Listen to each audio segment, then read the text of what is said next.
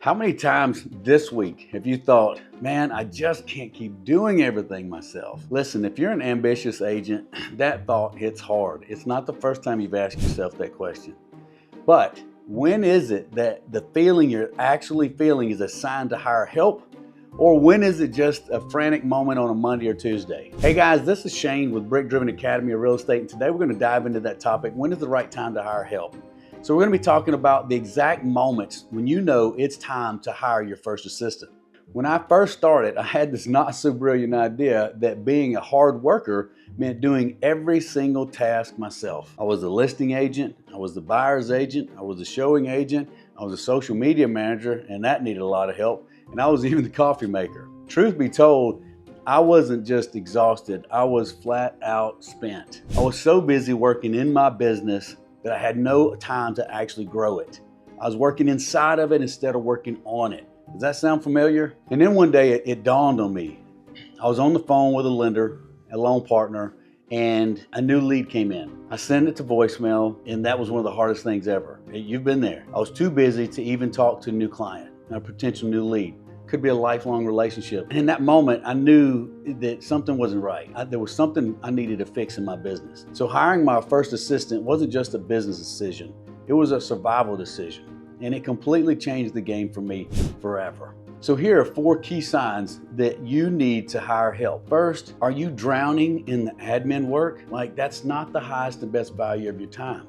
It's not healthy to find yourself buried in paperwork, whether it's online or in the cloud, instead of working with clients. If you feel more like an admin professional than a real estate agent, that's your sign. Are you good at those tasks? Are they painful for you and you're still not the greatest at them?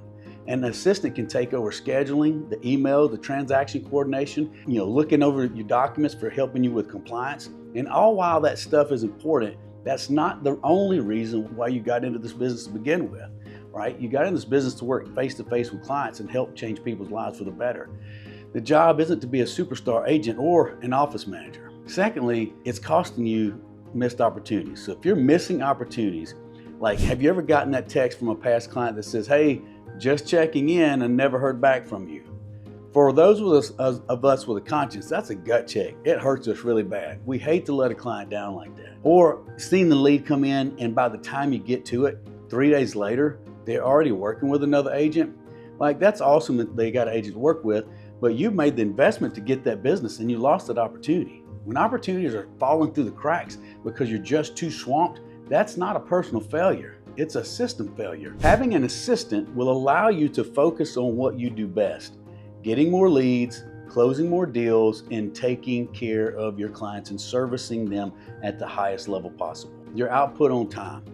If your calendar is packed, crammed, you're working nights and weekends, and your income has flatlined, you've likely hit a personal capacity. The only way to break through that glass ceiling is to get help. Think of an assistant not as an expense, but as your personal leverage. They give you back your most valuable asset, time, the thing that we can't get more of.